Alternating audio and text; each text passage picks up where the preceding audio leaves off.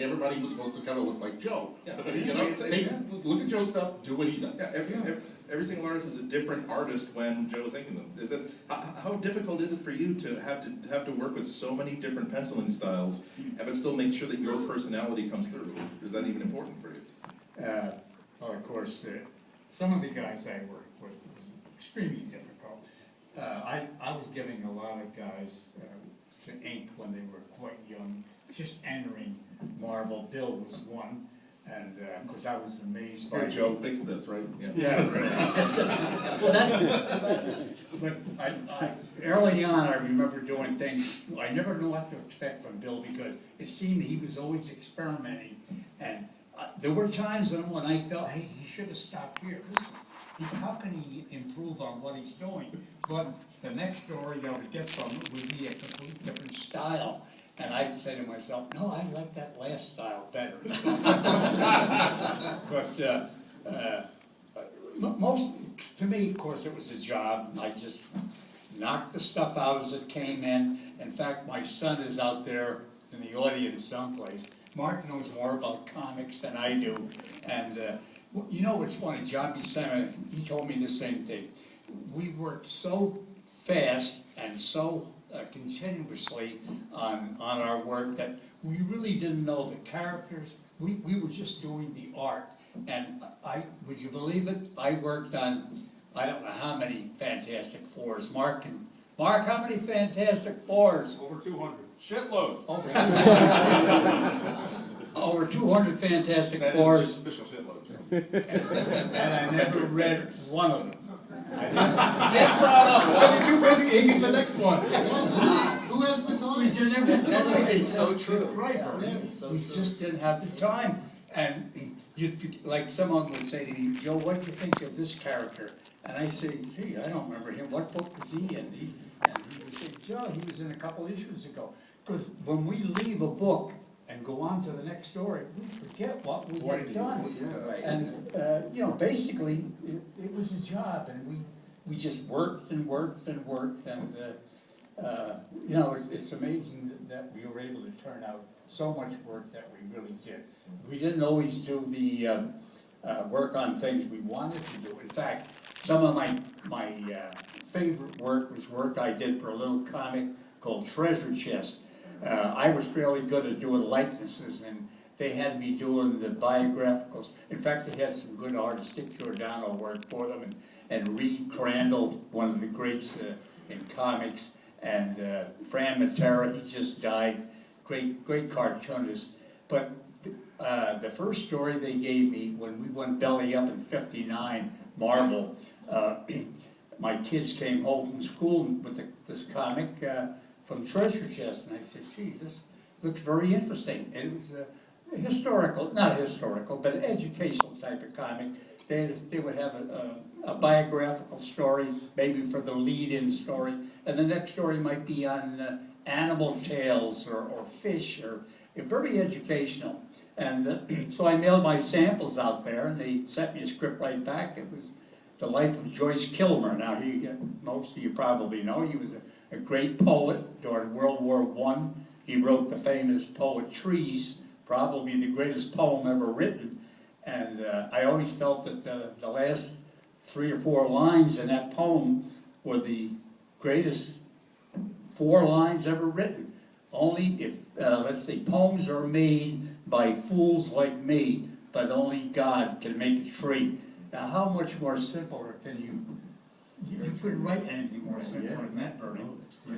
But in any case, so they sent me the script on Joyce Kilmer. Of course, he was killed. He was with the fighting 69th in World War II, and he was killed in France by a machine gun bullet. So they asked me to do his life story, which I did. So the first thing you know, they liked evidently the way I drew the likenesses, and so after that I got Babe Ruth, Ty Cobb, MacArthur, Eisenhower, and John Kennedy. They used to give me I used to get all the biographical stuff, and poor Reed Crandall, who was a great artist, he used to get the building of the Brooklyn Bridge, the Panama Canal. I'm telling you, he had some hard things to do, you know. But it was a great comic to work for, and I used to squeeze these in when I was doing the Marvel. during those days, I was doing Thor and Fantastic Four. I probably worked on them for about 20 years apiece. And so when you look back, Bernie, you wonder, and Bill, you wonder how you turned out all the work you did. How do you squeeze anything in between all the stuff you were doing at Marvel, for God's sake? I hate to go on, but I just got. Well, because the rates were bad, that's right.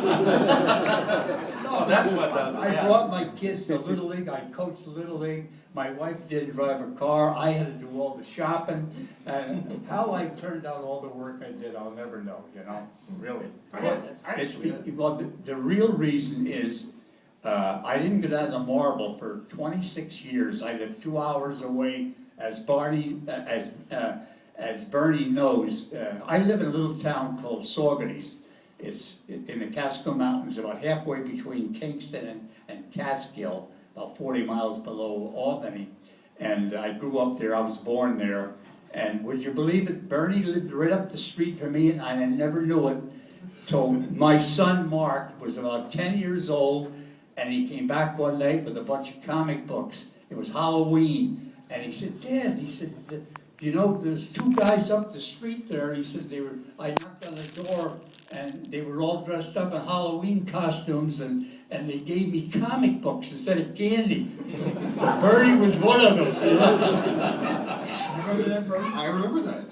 That was back in the day when, I don't know if they did the same thing at Marvel, but in DC, they would send me a package of all their comics for that month, every month. Yeah. And it would pile up in the house, I was drawing comics, I didn't have time to read them, and it would pile up in the house, and when the pile got big enough, I'd throw them in the car, I'd come down to the orphanage in Kingston, and I saved a bunch for Halloween, because, I thought, well, it's better than candy. I didn't down candy. Giving kids raisins, For the benefit of the people in the audience with kids, what is your address? For the benefit of the people in the audience with kids, what is your address? That brings up another question. Like, what is your relationship to comics now? Because you're so busy producing these things. Is it even possible for you to pick up a comic off the newsstand and just see it the way that an ordinary reader like us would read it now? Or you're looking at, oh goodness, look at the way the registration of this color plate is off, and oh man, they probably could have faded that a little bit better. Can I use, again, spout out some Dick Giordano wisdom? Dick had pretty much a story for everything. But one of the, because I trained under him, so one of the things Dickie always said to me early on in my career, and Joe knew me when I was a fanboy. He used to do illustrations for me. Your fan, that's how far we go back. I gave you a ride home from That's right. Did you have a ride? That's right. I do remember that. But that was like 19 years old. Yeah, really. But Dickie always said, you're either a seller or a buyer. You can't be both. He goes, basically, and the way I equate it is, if you're a cocaine dealer, you don't snort your own product. Because you become the world's worst cocaine dealer, okay? Trust me. So the point of it is, at some point he says, you have to put down the fanboy aspect of what you do and treat it like a business. You have to treat it like you're a producer of entertainment, not if you just keep absorbing the product, eventually it's just, it becomes kind of like what comics are now. Yeah. A bit of a mess, because again, we want to have fresh ideas and we want to approach this as our craft, and a business, and I don't want to be influenced by what these other guys are doing so much. I really want to, I want to take it in my own direction. And I think if you're just looking at other people's work all the time, you're just absorbing that. I mean, we all do that when we start out. We all start out imitating, Crixie with you, It's and how you Dave learn, with you. But you get good the day you decide not to be them. Yeah. That's the day you really start to become. You feel like you're really becoming a decent illustrator when you quit trying to be that other guy. I think what happened for me was, I got too busy to try to be them, and I had, suddenly had too much work, and, it was like, I can't pretend to be Frazetta or Graham Ingalls or Jack Davis or whoever else. I got to get this done, and